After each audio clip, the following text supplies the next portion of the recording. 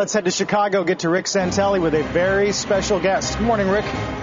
Good morning. Chief economist for the Citigroup, Blue Putnam, who worked for the Fed for about 18 months in the late 70s. Mr. Volcker was chairman, and I guess before we even proceed, will he stay or will he go? That's a pretty good song. I'm going to ask you as a question.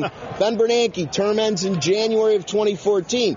Your thoughts on will he stay or will he go? Well, I'm assuming that he will think his work is done and retire from the Fed and go on to another career in academia and speech circuits and everything. But, we'll see what he decides. All right, now that that's out of the way, we just learned for 2012, fiscal year government, $223 billion in interest rate expense. Right.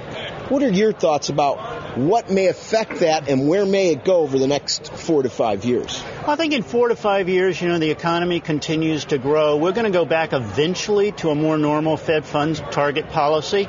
So if the inflation rate's 2%, and it might be a little higher, Fed funds should be 2.5 or 3 or a little higher. Taylor rule kind of stuff. And even the Fed agrees with that 4 or 5 years out in their little forecast. So, interest rate expense, that's 1.4% of GDP.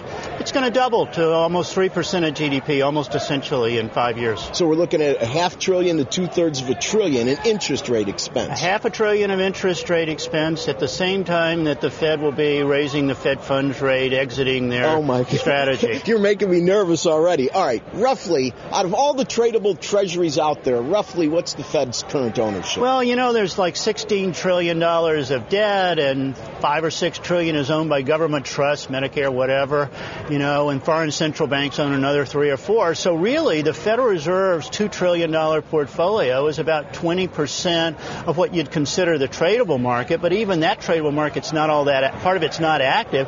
So the Fed really is the bulk of the market right now. Real quickly, we're out of time. Do you think the exit will be voluntary where the Fed announces it, everybody gets ready, or you think outside forces will force that to be a whole lot more hurry up and not necessarily as planned as many would like to see it? Hurry up and wait. The Fed is going to announce it and then delay it because who wants to sell assets into a fragile recovery when the debt is rising? They're going to delay, and it's not a good scene. I would agree with pretty much everything Blue just said, but time will tell. That means I'm wrong. No, I don't think so. Back to you.